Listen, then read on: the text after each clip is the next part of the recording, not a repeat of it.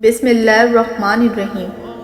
حضرت فاطمہ رضی اللہ تعالیٰ عنہ اور حضرت علی رضی اللہ تعالیٰ عنہ کی افطاری کا واقعہ ایک نہایت ہی بابرکت اور ایمان افروز واقعہ ہے جو اثار، قربانی اور خالص نیت کی اعلیٰ مثال پیش کرتا ہے۔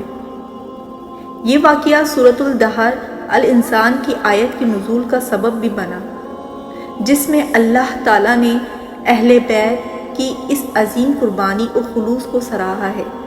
یہ واقعہ اس وقت پیش آیا جب حضرت علی رضی اللہ تعالیٰ عنہ اور حضرت فاطمہ رضی اللہ تعالیٰ عنہ نے روزہ رکھا اور اپنی افطاری کے لیے کچھ کھانے کا بندوبست کیا۔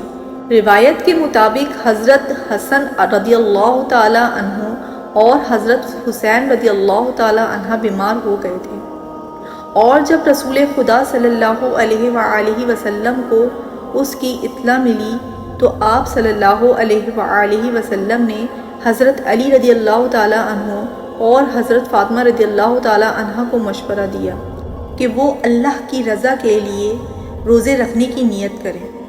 چنانچہ حضرت علی رضی اللہ تعالیٰ عنہ، حضرت فاطمہ رضی اللہ تعالیٰ عنہ، حضرت حسن رضی اللہ تعالیٰ عنہ اور حضرت حسین رضی اللہ تعالیٰ عنہ نے 3 دن کے روزے رکھنے کی نیت کی۔ جب بچے صحتیاب ہو جائیں گے تو وہ اللہ کی خوشنودی کے لیے مسلسل 3 دن روزے رکھیں گے۔ جب حضرت حسن رضی اللہ تعالیٰ عنہ اور حضرت حسین رضی اللہ تعالیٰ عنہ صحتیاب ہو گئے تو خاندان نبوت نے اپنی نیت پوری کرنے کے لیے روزہ رکھنا شروع کیا۔ ان کے گھر میں کھانے کے لیے صرف چند روٹیاں موجود تھیں جو حضرت فاطمہ رضی اللہ تعالیٰ عنہ نے خود اپنے ہاتھوں سے تیار کی تھی۔ جب پہلی شام افطار کا وقت ہوا اور حضرت علی رضی اللہ تعالیٰ عنہ، حضرت فاطمہ رضی اللہ تعالیٰ عنہ، حضرت حسن رضی اللہ تعالیٰ عنہ اور حضرت حسین رضی اللہ تعالیٰ عنہ افطاری کے لیے بیٹھے تو اچانک دروازے پر دستک ہوئی۔ دروازہ کھولا گیا تو ایک مسکین فقیر کھڑا تھا جو بھوکا تھا اور اس نے کھانے کی درخواست کی۔ اہل بیت نے بھوک کے باوجود اپنی افطاری کی روٹیاں مسکین کو دے دی اور خود صرف پانی پی کر رات گزاری۔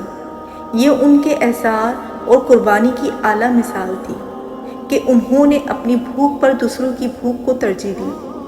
دوسرے دن بھی انہوں نے روزہ رکھا اور افطار کے وقت جب وہ کھانے کے لیے بیٹھے تو دروازے پر ایک یتیم بچہ آ گیا جو فاقہ زدہ تھا۔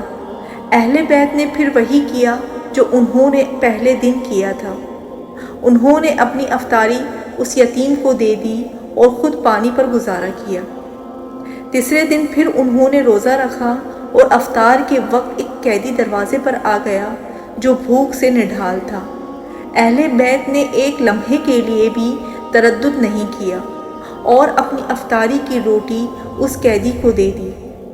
یہ قربانی ایسی بے مثال تھی کہ اللہ تعالیٰ نے سورۃ الدہر الانسان کی چند آیات نازل فرمائیں جن میں اہل بیت کی اس عظیم سخاوت، قربانی اور خالص نیت کا ذکر کیا گیا، اور وہ اللہ کی محبت میں مسکین، یتیم اور قیدی کو کھانا کھلاتے اور کہتے ہیں ہم تمہیں محض اللہ کی رضا کے لیے کھلاتے ہیں، نہ تم سے کوئی بدلہ چاہتے ہیں اور نہ شکریہ۔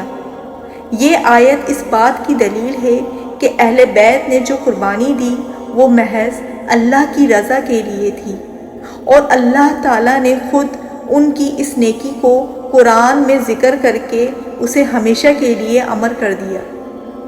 یہ واقعہ ہمیں احسان، قربانی اور خالص نیت کا درس دیتا ہے۔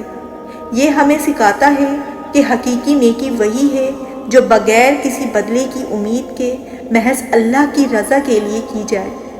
حضرت علی رضی اللہ تعالیٰ عنہ اور حضرت فاطمہ رضی اللہ تعالیٰ عنہ کی یہ قربانی نہ صرف اسلام کی اخلاقی تعلیمات کی عکاسی کرتی ہے بلکہ تمام انسانیت کے لیے ایک مثالی نمونہ بھی ہے۔